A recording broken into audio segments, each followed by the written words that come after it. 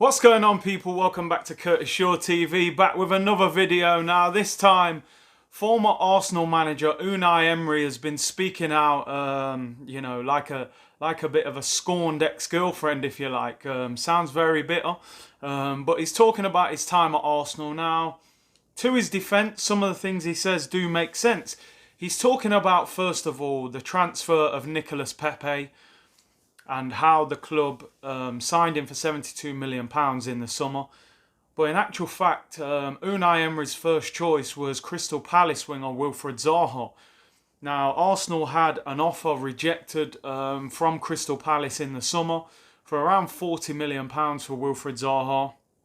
And Emery made a strong point. He said Zaha was the player I wanted, because I could see that he had won so many games on his own playing for Crystal Palace.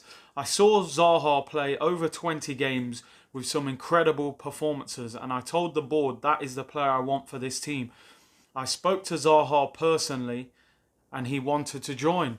The problem was Crystal Palace wanted a large fee for him, and the deal was not able to be negotiated. He says in the end, the club went for the younger player, possibly the bigger prospect in Nicolas Pepe. Nicolas Pepe, of course, is 24 years of age.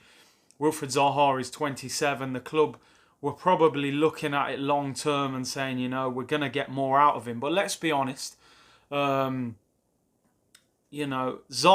maybe would have had a bigger impact quicker because, there's no guarantee whether Zaha is better than Pepe or not. Leave that to your opinions. I have my own opinion. I think that Zaha at the moment could possibly have been better for Arsenal than what Pepe has been. I think he would have adjusted to the move a lot quicker. I think Pepe is still struggling to adjust to the Premier League, to the demands, what the team needs of him. I think they need more goals from him. I do think Pepe is very talented, and I do think he will get better, but I think for his first season, he's been a little bit slow. Now, I know people will point to the fact, that Pepe, he scored 6 goals, got 6 assists this season in all competition, although Zaha has only got 3 goals and 3 assists, but they don't play in the Europa League. And I think Zaha's been a little bit disillusioned at Palace. He didn't get the move to Arsenal. He had an offer rejected from Everton as well. So perhaps hasn't been the same player this year. But for me, I was a big fan of Arsenal signing Wilfried Zaha. Now, he may not get the biggest of numbers in terms of goals and assists, but he's so dangerous. And what he does, teams have to double up on Zaha. He's that dangerous and they know it. We've seen it before. I've seen him rip Arsenal apart. Even this season, Callum Chambers was at right back. And I remember sitting there thinking, the first time Zaha gets one-on-one with Chambers, he's going to rip him apart. The first time he got at him, 2 step overs, went past him, Chambers brought him down, penalty. And this is what Zaha's like. I know a few players who play in the Premier League, and they say Zaha is one of the most difficult players to play against if he isolates you and gets one-on-one. He's so skillful, he's very aggressive on the ball, he's very quick. He's been raised in the Premier League, so he can handle the physical aspect, although he does dive a little bit at times. But I think the adjustment period would have been a lot quicker than Nicolas Pepe. Pepe's our guy, that's who we've signed. I'm going to back him, going to support him. But I think to Emery's defence, he makes a good point. He then goes on to talk about Aaron Ramsey. He said, as soon as I joined the club, I knew Aaron Ramsey was going to be an important player. I wanted him to stay, and Aaron wanted to stay at the club. It was about financial negotiations. He says, Ramsey had big offers, so naturally he wanted big money from Arsenal, and Arsenal weren't willing to pay him.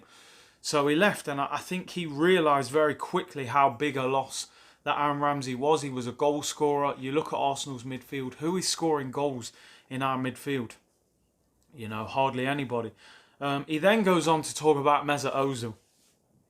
He says Mesut Ozil has to look at himself. His attitude and commitment were not good enough for a leader in the dressing room, and says that, he didn't feel he could pick him every week. There were issues with his training. He was having injuries and sickness. Now, he can't help that if he's getting injuries and he's got, apparently he's got quite a weak immune system. But I think you can question Mesut Ozil's level of performance. I think, was it 1 goal, 1 assist last season? those sort of numbers for a World Cup winner, a guy on 350k a week, that return is not big enough.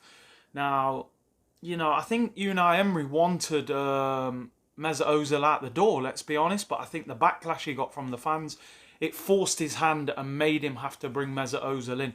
Look, for me, Unai Emery was not the right manager for Arsenal. I think we needed somebody a little bit more open-minded, playing a more modern style of football, and communication and those things he struggled with. But we have to make one thing clear.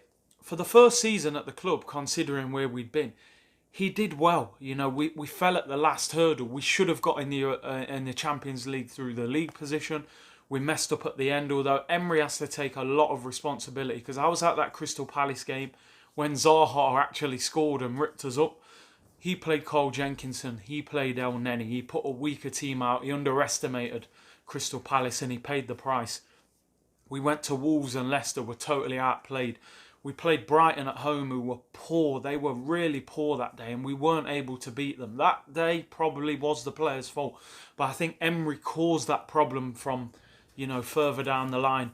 The Europa League final, let's be honest, Arsene Wenger, he wasn't able to get us into the final either. He got us to the semi-final against Atletico. So I do think Emery deserves some credit for what he did at the club. Lacazette got player of the season under him. Aubameyang won the Golden Boot in the Premier League. There were a lot of positives, but I think, in the end, it wasn't quite right for him. I think he needs to let it go now. He said all he's got to say. But let me know in the comments what you think. Number one, would you have taken Zaha over Pepe? Do you think Pepe's the better player? If so, why do you think he's the better player?